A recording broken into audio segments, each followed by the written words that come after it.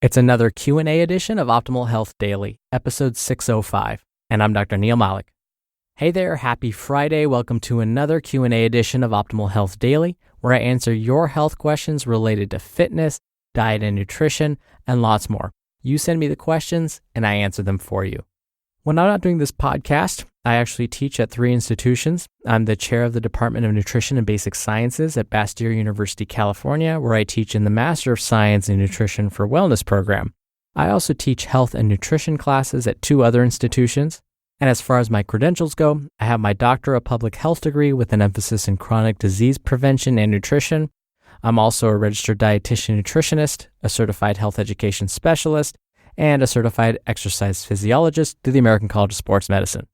So I want to make sure I mention those things because, I want to bring cred to this podcast. I want to make sure you feel like you're getting the truth. So with that, let's hear today's question as we optimize your life.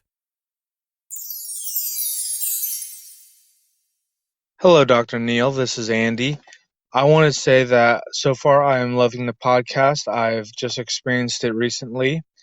I do have a question. I have been dieting just from regular healthy eating and exercising, and so far I've lost around 24 pounds. And I'm also looking into start training to do races such as triathlons and some of the more extreme races like the Spartan races. I've heard about the keto diet, which doesn't totally interest me, but one thing I have heard about that I would like more information on is the fat adaptive program. I didn't know if you've already covered this or not, and if not, if you could do some information about what it is and what kind of eating program you need to do that. Thank you very much. Hi, Andy. Thank you for your question. And thank you so much for listening. I'm glad you're enjoying the show and are finding it helpful. And congratulations on your progress. That is no easy feat. You're doing amazing. So I would be happy to discuss the fat-adapted diet and its pros and cons. Now, in general, the fat-adapted diet, sometimes known as the fat-adapted program, is similar in many ways to the ketogenic diet. The goals are also fairly similar. Help the body burn more fat as fuel more often. The fat-adapted diet is basically a keto-type diet, but directed more for athletes. So since body fat is in great supply, the theory is that if we can use fat as our source of energy or fuel during exercise, we may be able to maximize our performance. So the hope is the body will adapt to burning more fat more often, hence the name fat-adapted diet. Now the belief is, in order for this to happen, you need to lower your carbohydrate intake while increasing the consumption of high-fat foods. Typical American diets consist of about 60% of one's daily energy or calories coming from carbohydrates, and about 15% come from protein, and about 25% comes from fat. Contrast this with the ketogenic diet, which requires about 10% of one's daily calories coming from carbohydrate, 20% from protein, and a whopping 70% from fat. Now, depending on the version that's being followed, the macronutrient breakdown for the fat-adapted diet would look something very similar to the keto diet, where about 65% of one's daily calories are supposed to come from foods that are high in fat, about 25% of the calories should come from carbohydrate-rich foods, and 10% from protein. And again, by eating this way, the hope is the body will change its metabolism and turn to burning fat as fuel more often, especially during exercise. What we've learned is we have a limited supply of glycogen or stored sugar in the body, but again, we have a seemingly endless supply of fat. So the theory goes, if we use mainly glycogen or stored carbohydrate or stored sugar as fuel, we're going to end up running out. That's when we hit the wall. But with fat, because it's in seemingly endless supplies, we don't hit the wall. We can just continue working out. Now, recent studies have examined the health effects of the fat-adapted diet on elite athletes, but we have to be careful when interpreting these results because this is a very unique subset of individuals. Elite athletes have very different nutritional needs when compared to those of us that do not possess these superhuman-like abilities. We may consider ourselves athletes, but we're probably not. They perform at a different level, even if we're regular gym goers. Plus, even those of us that are active on a regular basis but are not athletes, believe it or not, we've already begun changing our metabolisms. The higher your level of cardiovascular and muscular fitness, the more likely you are going to burn fat all the time. And this is independent of what you eat. So if you've been strength training regularly for, let's say, the past year or more, and doing regular cardio, I'm willing to guess that your metabolism has already shifted, and your body automatically has been burning more fat without even switching your diet. What we know is that in the short term, following a fat-adapted diet appears to be relatively safe for otherwise healthy individuals. But my point is this: you may not need to change your diet so drastically to help your body burn more fat, especially when you work out.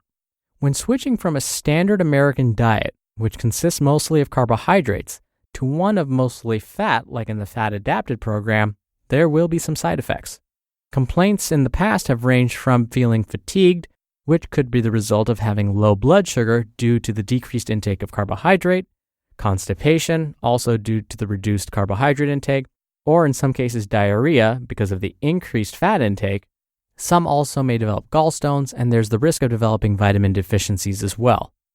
What we also need to keep in mind, besides the fact that most of these studies were performed in elite athletes, which really doesn't describe the rest of us, these studies were performed in the short term, which means less than 6 months.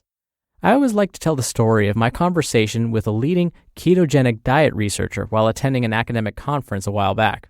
I asked her, "We have all of this data on the short-term effects of following a high-fat, lower-carb diet. But what happens when otherwise healthy individuals, not athletes, follow this diet for a year or more?" Her response? We don't know. So, it is possible that over the long term, individuals may not experience these same benefits. Plus, this diet is really strict. I'm not so sure that long-term adherence to it is realistic for most of us. When you know you're going to be studied, when you sign up to be a participant in a study, you're going to be motivated and you're going to be really strict with your eating because you just signed something that says, I agree to do this.